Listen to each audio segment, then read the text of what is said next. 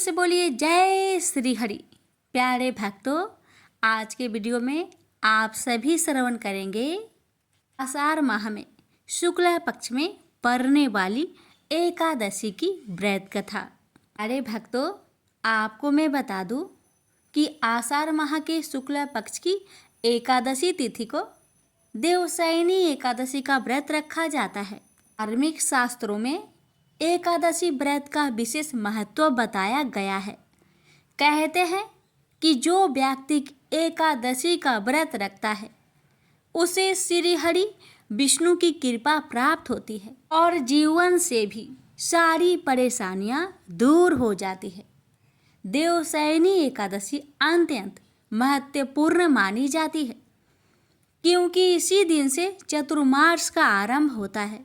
कथा शुरू करने से पहले हम जानते हैं कि साल 2024 में देवशयनी एकादशी का व्रत कब रखा जाएगा। आषाढ़ माह के शुक्ला पक्ष की एकादशी तिथि का आरंभ 16 जुलाई 2024 को शाम 8:33 से, आषाढ़ माह की शुक्ला पक्ष की एकादशी तिथि की समाप्ति 17 जुलाई 2024 को शाम 9:02 पर। देवशयनी एकादशी व्रत 2024 तिथि 17 जुलाई 2024। देवशयनी एकादशी व्रत 2024 पारण का समय 18 जुलाई को सुबह 5:35 से सुबह 8:20 तक। अब आइए प्यारे भक्तों, हम श्रवण करेंगे देवशयनी एकादशी व्रत से जुड़ी संपूर्ण कथा एक साथ। कथा को पूरा श्रद्धा से, प्रसन्नचित मन से पूरा अवश्य सुनेगा। आपकी सभी कष्ट, सभी परेशानियां समाप्त हो जाएगी। प्रेम से बोलिए जय श्री हरि। कथा श्रवण करने से पहले कमेंट बॉक्स में जय श्री हरि अवश्य लिखिएगा। देवशयनी एकादशी की पावन कथा। धर्मराज युधिष्ठिर ने कहा, हे केशव, आषाढ़ शुक्ल एकादशी का क्या नाम है? इस व्रत के करने की विधि क्या है और किस देवता का पूजन किया जाता है? श्री कृष्ण कहने लगे कि हे युधिष्ठिर, जिस कथा को ब्रह्मा जी ने नारद जी से कहा था वही मैं तुमसे कहता हूँ। एक समय नारद जी ने ब्रह्मा जी से यही प्रश्न किया था।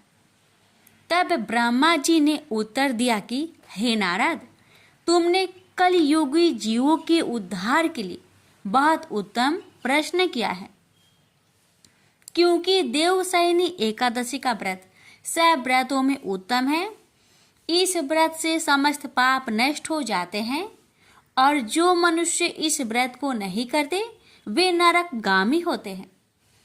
इस व्रत के करने से भगवान विष्णु प्रसन्न होते हैं। इस एकादशी का नाम पद्मा है। अब मैं तुमसे एक पौराणिक कथा कहता हूँ, तुम मन लगाकर सुनो। सतयुग में मानधाता नामक एक चक्रवर्ती सम्राट राज्य करते थे। उनके राज्य में प्रजा बहुत सुखी थी, किंतु भविष्य में क्या हो जाए ये कोई नहीं जानता। अतः वे इस बात से अनभिज्ञ थे कि उनके राज्य में शीघ्र ही भयंकर अकाल पड़ने वाला है। उनके राज्य में पूरे 3 वर्ष तक वर्षा न होने के कारण भयंकर अकाल पड़ा। इस अकाल से चारों ओर त्राही त्राही मच गई। धर्म पक्ष के यज्ञ, हवन, पिंडदान, कथा, व्रत आदि में कमी हो गई। जब मुसीबत पड़ी हो तो धार्मिक कार्यों में प्राणी की रुचि कहाँ रह जाती है। प्रजा ने राजा के पास जाकर अपनी वेदना की दोहाई दी। राजा तो इस स्थिति को लेकर पहले से ही दुखी थे। वे सोचने लगे कि आखिर मैंने ऐसा कौन सा पाप कर्म किए हैं जिसका दंड मुझे इस रूप में मिल रहा है। फिर इस कष्ट से मुक्ति पाने का कोई साधन करने के उद्देश्य से राजा सेना को लेकर जंगल की ओर चल दिए। वहां विचरण करते करते एक दिन वे ब्रह्मा जी के पुत्र अंगिरा ऋषि के आश्रम में पहुंचे और उन्हें साष्टांग प्रणाम किया। ऋषिवर ने 80 वर्जनों उपरांत कुशल क्षेम पूछा। फिर जंगल में विचरने व अपने आश्रम में आने का प्रयोजन जानना चाहा। तब राजा ने हाथ जोड़कर कहा, महात्मन, सभी प्रकार से धर्म का पालन करता हुआ भी मैं अपने राज्य में दुर्भिक्ष का दृश्य देख रहा हूँ। आखिर किस कारण से ऐसा हो रहा है? कृपया इसका समाधान करें। यह सुनकर महर्षि अंगिरा ने कहा, हे राजन, सब युगों से उत्तम यह सतयुग है। इसमें छोटे से पाप का भी बड़ा भयंकर दंड मिलता है। इसमें धर्म अपने चारों चरणों में व्याप्त रहता है। ब्राह्मण के अतिरिक्त किसी अन्य जाति को तप करने का अधिकार नहीं है, जबकि आपके राज्य में एक क्षुद्र तपस्या कर रहा है। यही कारण है कि आपके राज्य में वर्षा नहीं हो रही है। जब तक वह काल को प्राप्त न होगा, तब तक यह दुर्भिक्ष शांत नहीं होगा। दुर्भिक्ष की शांति उसे मारने से ही संभव है। किंतु राजा का हृदय एक नर अपराध क्षुद्र तपस्वी का समन करने को तैयार नहीं हुआ। उन्होंने कहा, हे देव, मैं उस निरपराध को मार दूं, यह बात मेरा मन स्वीकार नहीं कर रहा है। कृपा करके आप कोई और उपाय बताए। महर्षि अंगिरा ने बताया, आषाढ़ माह के शुक्ला पक्ष की एकादशी का व्रत करें। इस व्रत के प्रभाव से अवश्य ही वर्षा होगी। राजा अपने राज्य की राजधानी लौट आए और चारों वर्णों सहित पद्मा एकादशी का विधि पूर्वक व्रत किया। व्रत के प्रभाव से उनके राज्य में मूसलाधार वर्षा हुई और पूरा राज्य धन्य धान्य से परिपूर्ण हो गया। ब्रह्मा वैवर्त पुराण में देवशयनी एकादशी के विशेष महात्म्य का वर्णन किया गया है। इस व्रत से प्राणी की समस्त मनोकामनाएं पूर्ण होती है।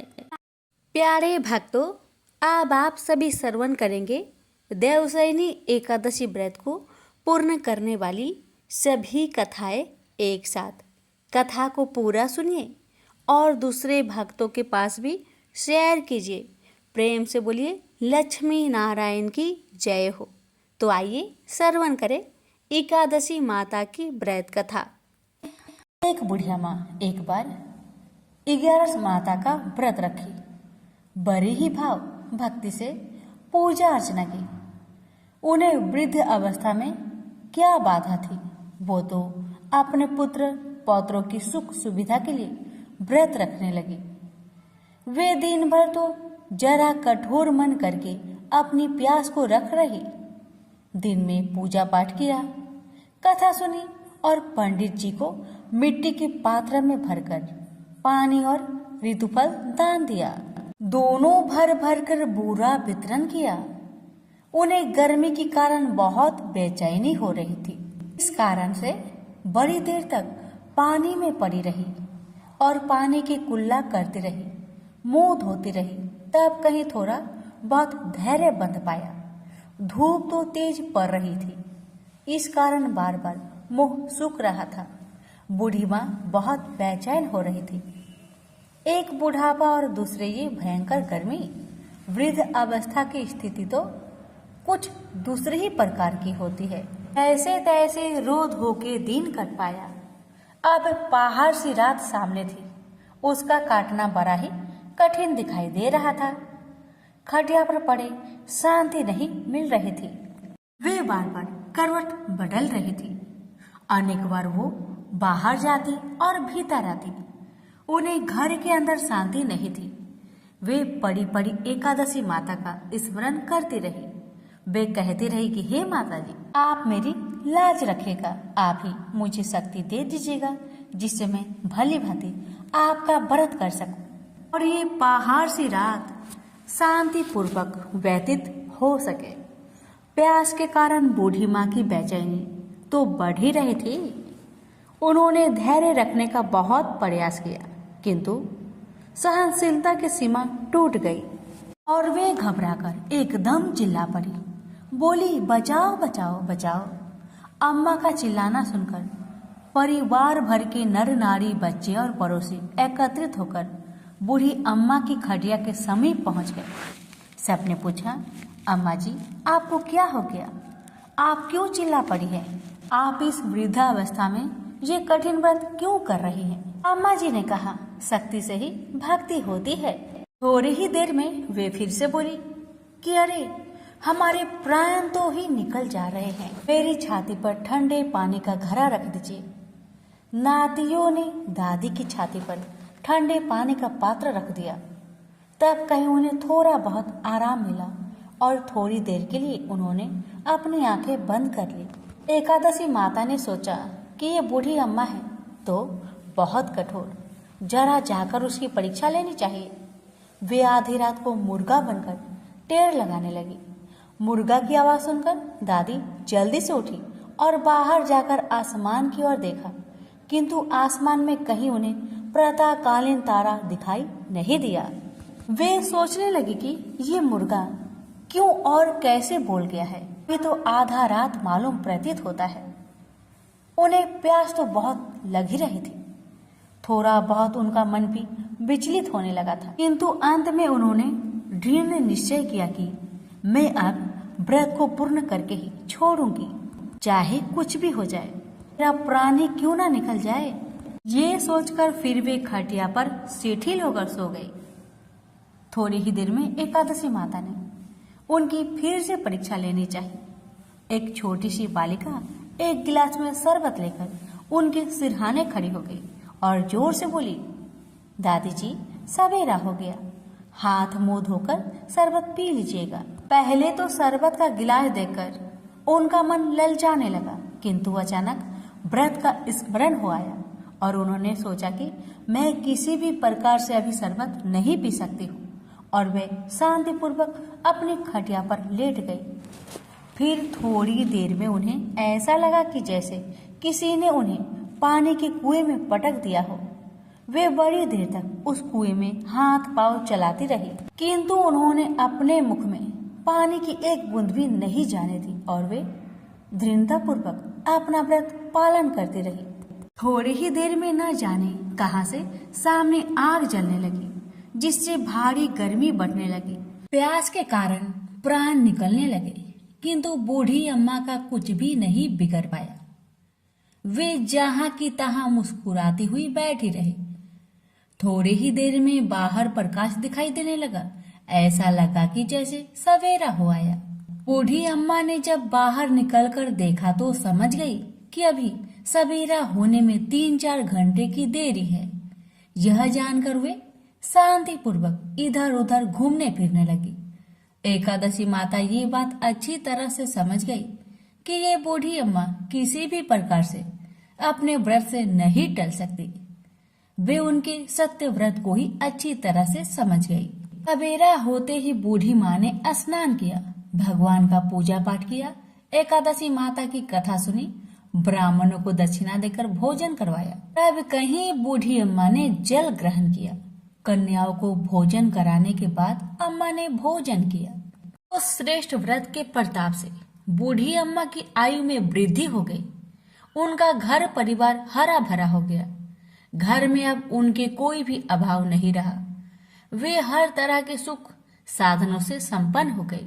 नाती नातिनों से उनका घर भर गया और वे उसी दिन से 12 महीने की एकादशी का व्रत करने लगी। एकादशी माता के व्रत के प्रताप से इस संसार में हर प्रकार के सुख भोग कर अंत में बैकुंठ धाम को चली गई। से बोलिए एकादशी माता की जय। अति प्राचीन काल की बात है। द्रविड़ देश में एक पांड्यवंशी राजा राज्य करते थे। उनका नाम था इंद्रधुम्न। वे भगवान की आराधना में ही अपना अधिक समय व्यतीत करते थे। यद्यपि उनके राज्य में सर्वत्र सुख शांति थी, प्रजा प्रत्येक रीति से संतुष्ट थी, तथापि राजा इंद्रधुम्न अपना समय राज्य कार्य में कम ही दे पाते थे। वे कहते थे कि भगवान विष्णु ही मेरे राज्य की व्यवस्था करते हैं। अतः वे अपने इष्ट परम प्रभु की उपासना में ही दृढ़चित्त रहते थे। राजा इंद्रधुम्न के मन में आराधना की लालसा उत्तरोत्तर बढ़ती ही गई। इस कारण वे राज्य का त्याग कर मलय पर्वत पर रहने लगे। उनका भेष तपस्वियों जैसा था। सिर के बाल बढ़कर जटा के रूप में हो गए थे। वे निरंतर परम ब्रह्मा परमात्मा की आराधना में तल्लीन रहते थे। उनके मन और प्राण भी श्री हरि के चरण कमलों में मधुकर बने रहते। इसके अतिरिक्त उन्हें जगत की कोई वस्तु नहीं सुहाती। उन्हें राज्य, कोष, प्रजा तथा पत्नी आदि किसी प्राणी या पदार्थ की स्मृति ही नहीं होती थी। एक बार की बात है, राजा इंद्रधुम्न प्रतिदिन की भांति स्नान आदि से निवृत्त होकर सर्वसमर्थ प्रभु की उपासना में तल्लीन थे। उन्हें ब्रह्मा जगत का तनिक भी ध्यान नहीं था। संयोग बस उसी समय महर्षि अगस्त्य अपने समस्त शिष्यों के साथ वहां पहुंच गए, लेकिन न पाद्य न अर्घ्य और न स्वागत मौन व्रती राजा इंद्रधुम्न परम प्रभु के ध्यान में निमग्न थे। इससे महर्षि अगस्त्य कुपित हो गए। उन्होंने इंद्रधुम्न को श्राप दिया, इस राजा ने गुरुजनों से शिक्षा नहीं ग्रहण की है और अभिमान बस परोपकार से निवृत्त होकर मनमानी कर रहा है। ब्राह्मणों का अपमान करने वाला यह राजा हाथी के समान जड़ बुद्धि है, इसलिए इसे घोर अज्ञानमयी हाथी की योनि प्राप्त हो। महर्षि अगस्त्य भगवत दंभ इंद्रधुम्न को यह श्राप देकर चले गए। राजा इंद्रधुम्न ने इसे श्री भगवान का मंगलमय विधान समझकर प्रभु के चरणों में सिर रख दिया। क्षीरविद में 10 सहस्त्र योजन लंबा, चौड़ा और ऊंचा त्रिकूट नामक एक पर्वत था। वहां पर वैद्य अत्यंत सुंदर एवं श्रेष्ठ था। उस पर्वतराज त्रिकूट की तराई में ऋतुमान नामक भगवान वरुण का कीड़ा कानन था। उसके चारों ओर दिव्य वृक्ष सुशोभित थे। वे वृक्ष सदा पुष्पों और फूलों से लदे रहते थे। उसी कीड़ा कानन ऋतुमान के समीप पर्वत श्रेष्ठ त्रिकूट के गहन मन में हथनियों के साथ एक अत्यंत शक्तिशाली और अमित पराक्रमी गजेंद्र रहता था। एक बार की बात है, गजेंद्र अपने साथियों सहित तृष्णाधिक्य से व्याकुल हो गया। वह कमल की गंध से सुगंधित वायु को सुनकर चिताक्षर विशाल सरोवर के तट पर जा पहुंचा। गजेंद्र ने उस सरोवर के निर्मल, शीतल और मीठे जल में प्रवेश किया। पहले तो उसने जल पीकर अपनी तृष्णा बुझाई, फिर जल में स्नान कर अपना श्रम दूर किया। तत्पश्चात उसने जल क्रीड़ा आरंभ कर दी। वह अपनी सूर में जल भरकर उसकी फुहारे से हाथनियों को स्नान कराने लगा। तभी अचानक गजेंद्र ने सूर उठाकर चित्कार की। पता नहीं किधर से एक मगर ने आकर उसका पैर पकड़ लिया था। गजेंद्र ने अपना पैर छुड़ाने के लिए पूरी शक्ति लगाई, परंतु उसका बस नहीं चला, पैर नहीं छूटा। अपने स्वामी गजेंद्र को ग्रहग्रस्त देखकर हथनियां, कला और अन्य गज अत्यंत व्याकुल हो गए। वे सूर उठाकर चिघाड़ने और गजेंद्र को बचाने के लिए सरोवर के भीतर बाहर दौड़ने लगे। उन्होंने पूरी चेष्टा की, लेकिन सफल नहीं हुए। वस्तुतः महर्षि अगस्त्य के श्राप से राजा इंद्रधुम्न ही गजेंद्र हो गए थे और गंधर्व श्रेष्ठ हुहु महर्षि देवल के श्राप से ग्राह हो गए थे। वे भी अत्यंत पराक्रमी थे। संघर्ष चलता रहा। गजेंद्र स्वयं को बाहर खींचता और ग्राह गजेंद्र को भीतर खींच ले जाता। सरोवर का निर्मल जल कंदला हो गया था। कमल दल छत बिछत हो गए। जल जंतु व्याकुल हो उठे। गजेंद्र और ग्राह का संघर्ष 1 सहस्त्र वर्ष तक चलता रहा। दोनों जीवित रहे। यह दृश्य देखकर देवगन चकित हो गए। अंततः गजेंद्र का शरीर शिथिल हो गया। उसके शरीर में शक्ति और मन में उत्साह नहीं रहा, परंतु जलचर होने के कारण ग्राहक की शक्ति में कोई कमी नहीं आई। उसकी शक्ति बढ़ गई। वह नवीन उत्साह से अधिक शक्ति लगाकर गजेंद्र को खींचने लगा। असमर्थ गजेंद्र के प्राण संकट में पड़ गए। उसकी शक्ति और पराक्रम का अहंकार चूर चूर हो गया। वह पूर्णतया निराश हो गया, किंतु पूर्व जन्म के निरंतर भागवत आराधना के फलस्वरूप उसे भागवत स्मृति हो आई। उसने निश्चय किया कि मैं कराल काल के भय से चराचर प्राणियों के शरण सर्वसमर्थ प्रभु की शरण ग्रहण करता हूँ। इस निश्चय के साथ गजेंद्र मन को एकाग्र कर पूर्व जन्म में सीखे श्रेष्ठ स्रोत द्वारा परम प्रभु की स्तुति करने लगा। गजेंद्र की स्तुति सुनकर सर्वात्मा सर्वदेव रूप भगवान विष्णु प्रकट हो गए।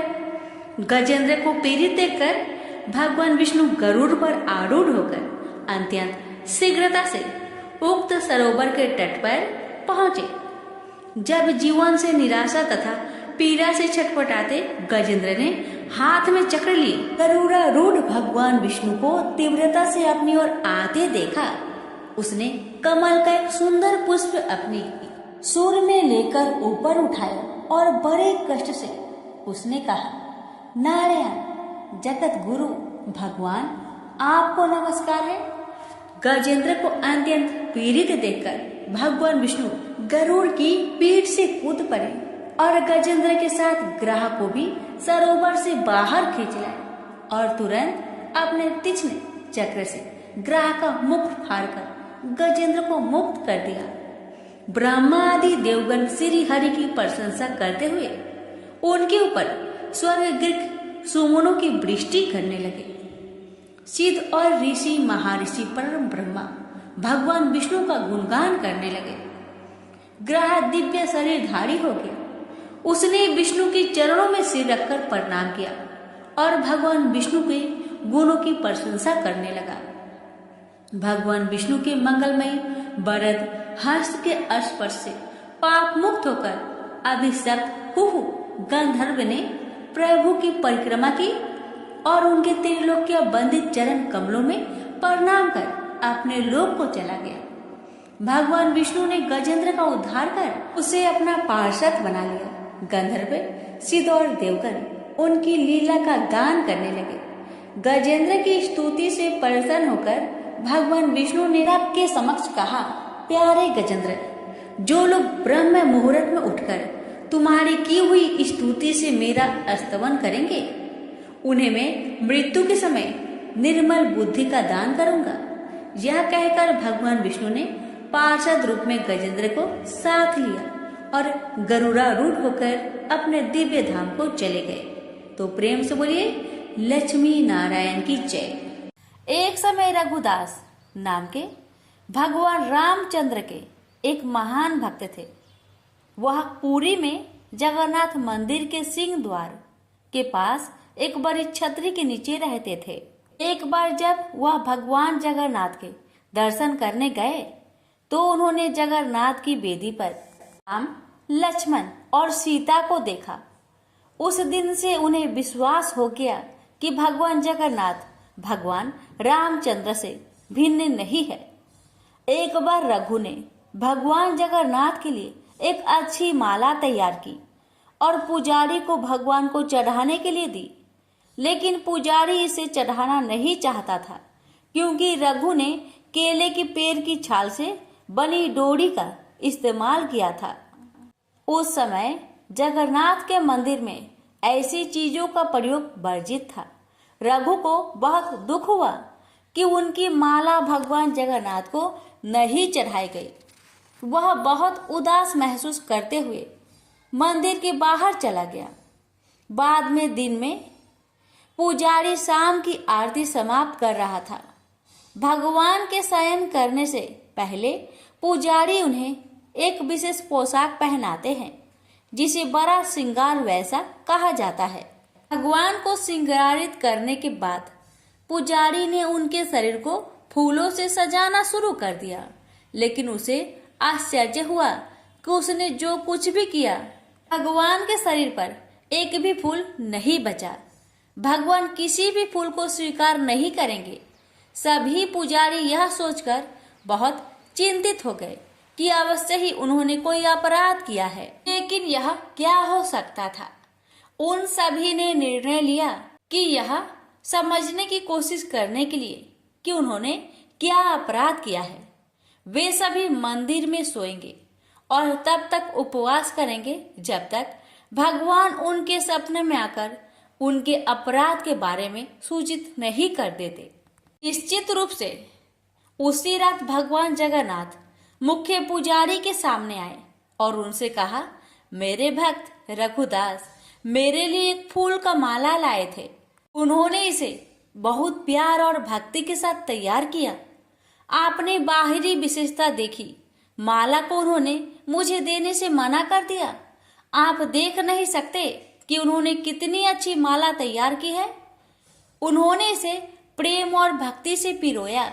आप मेरा भक्त मेरी सेवा से वंचित होकर अपने घर में माला रखकर पड़ा हुआ है, उसके सामने माला पहनाओ।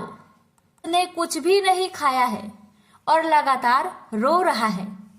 वह अभी तक सोया नहीं है। जब तक मेरे भक्त की इच्छा पूरी नहीं हो जाती, मैं आपसे कोई माला कैसे स्वीकार कर सकता हूँ और कैसे मैं शांति से सो सकता हूँ? तुरंत प्रधान पुजारी जाग गया और उसने अन्य पुजारियों को सारी बात बताई। तब वे सभी रघुदास के पास गए और अपना अपराध समझाया और उनसे अपनी माला भगवान जगन्नाथ को देने के लिए कहा।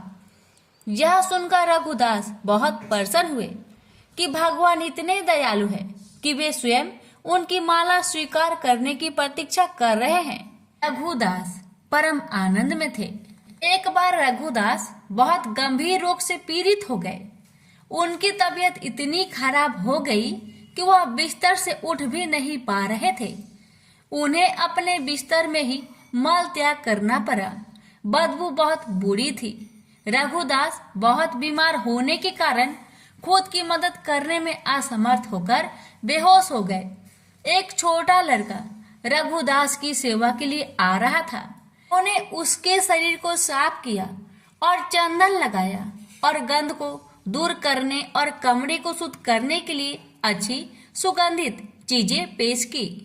जब रघु को होश आया तो उन्होंने पाया कि वह लड़का स्वयं भगवान जगन्नाथ थे।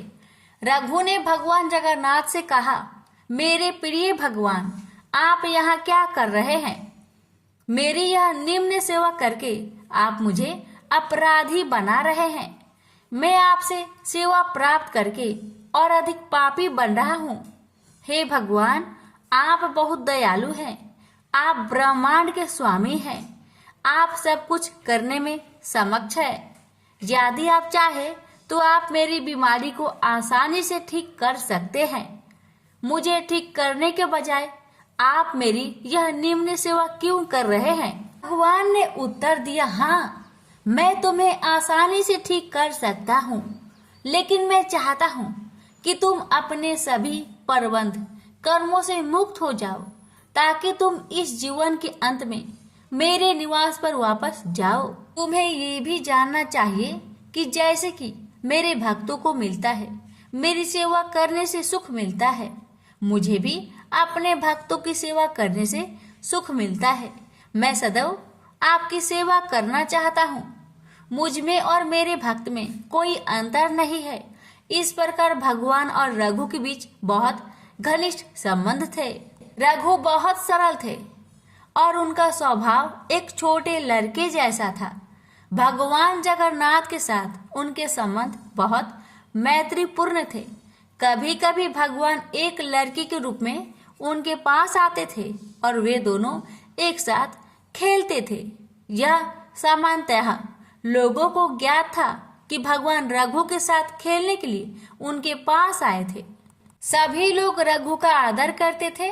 वह बहुत प्रसिद्ध थे और लोगों के बीच भगवान जगन्नाथ के मित्र के रूप में जाने जाते थे। एक बार जगन्नाथ रघु के पास आए और उससे कहा, कि वह राजा के बगीचे से कटहल चुराने के लिए उसके साथ चले। रघु ने कहा, तुम कटहल क्यों चुराना चाहते हो? यदि तुम्हें कटहल खाने की इच्छा है मुझे बताओ, मैं तुम्हारे लिए एक अच्छा कटहल लाऊंगा। भगवान जगन्नाथ ने उत्तर दिया, इस प्रकार मुझे अपने भक्त से सब कुछ मिल रहा है। वास्तव में मेरे पास सब कुछ है। माता यशोदा मुझे इतना मक्खन खिलाती थी और मुझे आनंद देती थी, लेकिन फिर भी मैं इस उद्देश्य के लिए दूसरे के घर जाता हूँ। माखन चुराने का, चुराई हुई चीजें खाने में एक विशेष आनंद होता है। आज मैं चाहता हूँ कि आप चोरी का वह आनंद महसूस करें। कृपया मेरे साथ आए। असहाय होकर रघु भगवान के प्रस्ताव पर सहमत हो गया और उनके साथ चला गया। वे दोनों राजा के बगीचे में दाखिल हुए। जगन्नाथ ने रघु से कहा, तुम पेड़ पर चढ़ जाओ, मैं जमीन पर खड़ा रहूंगा। तुम सबसे अच्छा और सबसे बड़ा कटहल तोड़कर नीचे फेंक देना, मैं यही खड़ा होकर उसे पकड़ लूंगा, फिर हम दोनों भाग जाएंगे। रघु ने भगवान की आदेश का ठीक वैसे ही पालन किया जैसे उन्होंने निर्देश दिया था। वह कटहल के पेड़ पर चढ़ गया और सबसे अच्छे और बड़े कटहल को ढूंढ निकाला, उसे तोड़ लिया। जगन्नाथ, उसने पुकारा, क्या आप तैयार हैं? जगन्नाथ ने उत्तर दिया, हाँ मैं तैयार हूँ, फेंक दो। रघु ने कटहल नीचे फेंक दिया, यह उम्मीद करते हुए कि जगन्नाथ उसे पकड़ लेंगे। लेकिन जगन्नाथ कहाँ थे? वह भाग गए थे। कटहल को पकड़ने वाला कोई नहीं था। वह बड़ी आवाज करते हुए जमीन पर गिरा और फट गया। जब राजा के माली ने आवाज सुनी तो वह समझ गया कि कोई कटहल चुराने के लिए बगीचे में घुसा है। वह तुरंत मौके पर भागा और देखा कि बड़ा कटहल जमीन पर खुला पड़ा था। फिर भी उसने आसपास किसी को नहीं देखा। जब उसने ऊपर देखा तो उसे रघुदास पेड़ पर बैठे दिखे। माली तुरंत राजा के पास गया और उसे बताया कि रघुदास उसके बगीचे से कटहल चुरा रहा था। वह अभी भी वही पेड़ की चोटी पर बैठा है। उसने उत्साहपूर्वक राजा से कहा। राजा को विश्वास नहीं हो रहा था कि रघु कटहल चुराने के लिए उसके बगीचे में घुसा था। इसलिए राजा ने अपने मंत्रियों को इकट्ठा किया और उस स्थान पर गए जहां माली ने संकेत किया था। वह रघुदास को पेड़ पर बैठे और कटहल को जमीन पर पड़ा देखकर आश्चर्यचकित रह गया। राजा के अनुरोध पर रघु पेड़ से नीचे उतर आया। राजा ने रघु से पूछा, मेरे प्रिय प्रभु, यदि तुम कटहल खाना चाहते थे तो आधी रात को मेरे बगीचे में आकर पेड़ पर चढ़ने की परेशानी क्यों उठा रहे हो? तुम मुझे बता सकते थे, मैं कर सकता था। कटहल उठाया और तुम्हारे घर भेज दिया। रघु ने राजा को पूरी कहानी बताई कि कैसे भगवान जगन्नाथ ने उसे धोखा दिया था। भगवान की लीला सुनकर सभी को आनंद आ गया और सभी हंस पड़े। उन्होंने रघु की महानता की प्रशंसा की। इस प्रकार मित्रता की मुद्रा में रघु भगवान जगन्नाथ के साथ लीलाएं करते। एक भक्त ने भगवान जगन्नाथ के साथ रघुदास की एक लीला का प्रदर्शनी वर्णन किया। एक बार रथ यात्रा के दौरान भगवान ने रथ पर स्थान ग्रहण किया था। राजा द्वारा सड़क साफ करने के बाद रथ चलने के लिए सब कुछ तैयार था। हजारों लोगों ने रस्सी खींची लेकिन रथ आगे नहीं बढ़ा। स्थिति को देखते हुए ब्रिटिश साहिवा ने रथ को खींचने के लिए एक शक्तिशाली हाथी की व्यवस्था की, फिर भी रथ नहीं हिलेगा। साहिवा ने रघुदास से कहा, रघुदास जी, यह कैसे भगवान है? मैंने हाथियों को लगा रखा है, फिर भी यह रथ नहीं चलेगा। यह सुनकर रघु रथ पर चढ़ गए और भगवान जगन्नाथ के निकट गए। उसने प्रभु के कान में कहा, तुरंत रथ चलने लगा। यह देखकर साहिवा आश्चर्यचकित रह गए।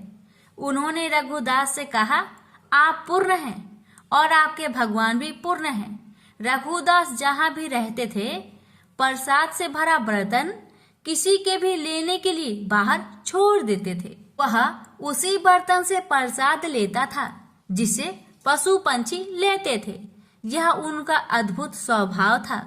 वह भगवान जगन्नाथ को बहुत प्रिय थे। जयराम सिंघारी वर्तमान समय में उपासकों के समाज में सबसे विद्वान व्यक्तित्वों में से एक माने जाते थे। उनके पास कोई शैक्षणिक डिग्री या डिप्लोमा नहीं था, लेकिन उन्हें भारत के प्राचीन महाकाव्यों का गहन ज्ञान था। भारत के विभिन्न हिस्सों से आने वाले कई लोग उन्हें अपने आध्यात्मिक मार्गदर्शक के रूप में मानते थे। उन्होंने केवल महाप्रसाद खाया, जो भगवान जगन्नाथ को चढ़ाए जाने वाला चावल का भोग है। एक दिन किसी कारणवश उसके बेटे उसे मंदिर से नहीं लाए। हालांकि उसने पूरे दिन कुछ भी नहीं खाया था, फिर भी उसने कभी अपनी भूख प्रकट नहीं की। केवल उसकी पत्नी को पता था। जब वह उदास लग रही थी, सिंघारी ने उसे सत्वना दी। वह देगा, वह भेजेगा, लेकिन आधी रात को कौन देगा? सब सो गए, उसकी पत्नी भी। कुछ देर बाद दरवाजे पर हल्की सी दस्तक हुई। दरवाजा खुलने पर बूढ़े व्यक्ति को एक केले का पत्ता मिला, जिसमें 7 प्रकार के मंदिर के केक थे। कोई नहीं था। अगली सुबह जब उसने यह घटना बताई तो किसी ने उस पर विश्वास नहीं किया। पूरे दिन भगवान जगन्नाथ का यह चमत्कार लोगों के मन में छाया रहा। अगली रात सिंघारी को सपने में आवाज आई, क्या तुमने वह सब कुछ खा लिया जो दिया गया था? प्रेम से बोलिए जगन्नाथ भगवान की जय। एक समय की बात है। एक भाई बहन रहते थे। बहन का नियम था कि वह अपने भाई का चेहरा देखे ही खाना खाती थी। हर रोज सुबह उठती थी और जल्दी जल्दी घर का सारा काम काज करके अपने भाई का मुख देखने के लिए उसके घर से निकल जाती। एक दिन रास्ते में एक पीपल पेड़ के नीचे गणेश जी की मूर्ति रखी हुई थी। उसने भगवान के सामने हाथ जोड़कर कहा कि मेरे जैसा अमर सुहाग और मेरे जैसा अमर पिहर सबको दीजिए। यह कहकर वह आगे बढ़ जाया करती थी। हर दिन का उसका यही नियम था। जंगल के झाड़ियों के कांटे उसके पैरों में चुभा करते थे। एक दिन बहन भाई के घर पहुंची और भाई का मुख देखकर बैठ गई। तो भाभी ने पूछा, पैरों में क्या हो गया है ननद जी? यह सुनकर उसने भाभी को जवाब दिया कि रास्ते में जंगल की झाड़ियों से गिरे हुए कांटे मेरे पाँव में चुभ जाते हैं। जब वह वापस अपने घर आ गई तब भाभी ने अपने पति से कहा कि रास्ते को साफ करवा दो। हमारी ननद यानी कि आपकी बहन झाड़ियों के रास्ते से आती है तो उसके पाँव में बहुत सारे कांटे चुभ जाते हैं। पत्नी की इतना बात सुनते ही भाई तुरंत उठा और हाथों में कुल्हाड़ी लेकर सारी झाड़ियों को काटकर रास्ता साफ कर दिया। और इसी कारण से गणेश जी का स्थान भी वहां से हट गया। यह देखकर भगवान गुस्सा हो गए और उसके भाई के प्राण को हर लिए। लोग अंतिम संस्कार के लिए जब भाई को ले जा रहे थे तब उसकी भाभी रोती हुई लोगों से कही, थोड़ी देर रुक जाओ, उसकी बहन आने वाली है। वह अपने भाई का मुख देखे बिना नहीं रह सकती। उसका यह हर दिन का नियम है। तब लोगों ने कहा, आज तो देख लेगी पर कल कैसे देखेगी? रोज के दिन की तरह बहन अपने भाई का मुख देखने के लिए जंगल में निकल दी। जब जंगल में उसने देखा कि सारा रास्ता साफ किया हुआ है तब वह आगे बढ़ी तो उसने देखा कि सिद्धि विनायक को भी वहां से हटा दिया गया है। तब उसने जाने से पहले गणेश जी को एक अच्छे स्थान पर रखकर उन्हें स्थान दिया और हाथ जोड़कर बोली, हे गणेश महाराज, मेरे जैसा अमर सुहाग और मेरे जैसा अमर पिहर सबको देना। और फिर इतना कहकर आगे निकल गई। लड़की की बात सुनकर भगवान गणेश सोच में पड़ गए, अगर मैं इसका नहीं सुना तो मुझे कौन मानेगा, हमें कौन पूजेगा। तब सिद्धि विनायक ने उसे पीछे से आवाज दिया कि बेटी, इस खेजड़ी की 7 पत्तियां ले जा और उसे कच्चे दूध में घोलकर भाई के ऊपर छींटा मार देना, वह उठकर बैठ जाएगा। यह सुनकर जब बहन पीछे मुड़ी तो उसने देखा कि वहां तो कोई नहीं है, लेकिन फिर भी उसके दिल से आवाज आई, जो मैंने सुना वैसे ही करती हूँ, देखा जाए क्या होता है। इतना सोचकर वह 7 खेजड़ी की पत्तियां लेकर अपने भाई के घर पहुंची। उसने देखा वहां कई लोग बैठे हुए हैं। भाभी बैठी रो रही है और पास में ही भाई का लाश रखा हुआ है। तब उसे रास्ते में जो आवाज सुनाई दी थी वही बात याद आई और उसने वैसा ही किया जैसे उसने सुना था। उसने खेजड़ी के 7 पत्तियों को बताए हुए नियम के तहत भाई के ऊपर इस्तेमाल किया। तब उसका भाई उठकर बैठ गया। भाई बोला बहन से, मुझे तो बहुत ही गहरी नींद आ गई थी। तब बहन बोली यह नींद किसी दुश्मन को भी ना आए, और उसने सारी बात अपने भाई को बता दी। हे गणेश महाराज, जैसे आपने उस बहन की सुनी वैसे ही कहानी कहने वाले, हुक्कारे भरने वाले सभी की परिवार की सुनना और सभी के परिवार की रक्षा करना। सभी प्रेम से बोलिए गणेश महाराज की जय हो। सभी व्रत में सुनी जाने वाली लपसी तपसी की कथा। एक लपसी था, एक तपसी था। तपसी हमेशा भगवान की तपस्या में लीन रहता था। लपसी रोजाना 1.25 सेर की लापसी बनाकर भगवान का भोग लगाकर जीम लेता था। एक दिन दोनों लड़ने लगे। तपसी बोला मैं रोज भगवान की तपस्या करता हूँ इसलिए मैं बड़ा हूँ। लपसी बोला मैं रोज भगवान को 1.25 सेर लापसी का भोग लगाता हूँ इसलिए मैं बड़ा हूँ। नारद जी वहां से गुजर रहे थे। दोनों को लड़ता देखकर उनसे पूछा कि तुम क्यों लड़ रहे हो। तपसी ने खुद के बड़ा होने का कारण बताया और लपसी ने अपना कारण बताया। नारद जी बोले तुम्हारा फैसला मैं कर दूंगा। दूसरे दिन लपसी और तपसी नहाकर अपनी रोज की भक्ति करने आए तो नारद जी ने छुपकर 1.25 करोड़ की एक अंगूठी दोनों के आगे रख दिए। तपसी की नजर जब अंगूठी पर पड़ी तो उसने चुपचाप अंगूठी उठाकर अपने नीचे दबा लिया। तपसी की नजर अंगूठी पर पड़ी लेकिन उसने ध्यान नहीं दिया। भगवान को भोग लगाकर लपसी खाने लगा। नारद जी सामने आए तो दोनों से पूछा कि कौन बड़ा है, तो नारद जी ने तपसी से खड़ा होने को कहा। वो खड़ा हुआ तो उसके नीचे दबी अंगूठी दिखाई पड़ी। नारद जी ने तपसी से कहा तपस्या करने के बाद भी तुम्हारी चोरी करने की आदत नहीं गई, इसलिए लपसी बड़ा है और तुम्हें तुम्हारी तपस्या का कोई भी फल नहीं मिलेगा। तपसी शर्मिंदा होकर माफी मांगने लगा। उसने नारद जी से पूछा मुझे मेरी तपस्या का फल कैसे मिलेगा। नारद जी ने कहा यदि कोई गाय और कुत्ते की रोटी नहीं बनाएगा तो फल तुझे मिलेगा।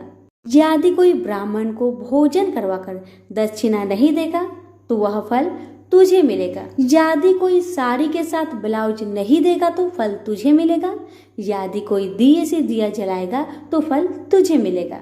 यदि कोई सारी कहानी सुने लेकिन तुम्हारी कहानी नहीं सुने तो फल तुझे मिलेगा। उसी दिन से हर व्रत कथा कहानी के साथ लपसी तपसी की कहानी भी सुनी और कही जाती है। प्रेम से बोलिए लक्ष्मी नारायण की जय।